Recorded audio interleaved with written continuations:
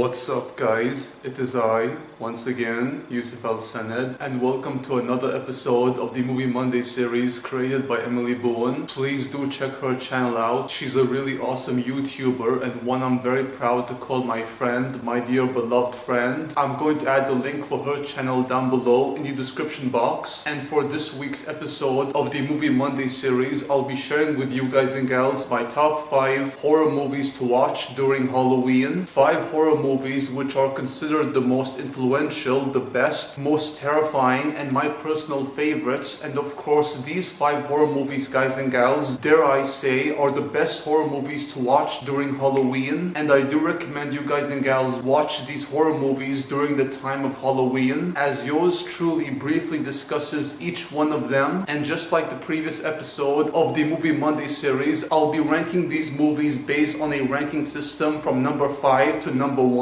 And here's how the list goes. At number 5 we have John Carpenter's The Thing, and this movie, guys and gals, is one of the best horror movies I have seen, because this horror movie is so claustrophobic, because this horror movie has one of the best claustrophobic feeling and setting of any horror films I have seen. This film is so intense and the setting works to its advantage. It centers basically on this alien creature referred to as The Thing, which basically picks off each of these men in this research facility within the Antarctica. And this monster, guys and gals, this creature, this thing, is so haunting because this creature deforms into many parts and becomes more gruesome and gruesome as the film goes along. And the main character of this movie, who's played by Kurt Russell, is so awesome, so cool, and dare I say, so gorgeous, especially with his thick beard, which yours truly loves so much. And that's why John Carpenter's The Thing ranks at number 5. At number 4 we have Sam Raimi's The Evil Dead, and this movie, guys and gals, in my personal opinion, is far better and much more intense and much more terrifying than the sequel, which in my opinion is very fun, hilarious, and is a great time watching, a great viewing experience. But yours truly prefers this movie, The Evil Dead 1, because The Evil Dead 1 establishes these young high school kids, or I think they are college students, and these kids, guys and gals, go to a cabin in the middle of nowhere, and you can expect horror to be unleashed within this cabin as the film goes along. And trust me, guys and gals, the horror does become unleashed when one of these students reads a book which is basically the Necronomicon, otherwise known as the Book of the Dead. And this book, guys and gals, obviously brings back the dead of which are the Deadites. And these Deadites, guys and gals, are just so insane. They are both scary and very troll-like. They are such trolls because these Deadites, guys and gals, love to mess with you and make your life a living nightmare, which is what they do to all of these students, these college students, one of who is the main character of this series, Ash Williams, who's played so well by Bruce Campbell before Evil Dead 2 and Army of Darkness, and of course the Netflix series The Evil Dead, or I believe it's the sci-fi series in which The Evil Dead was released.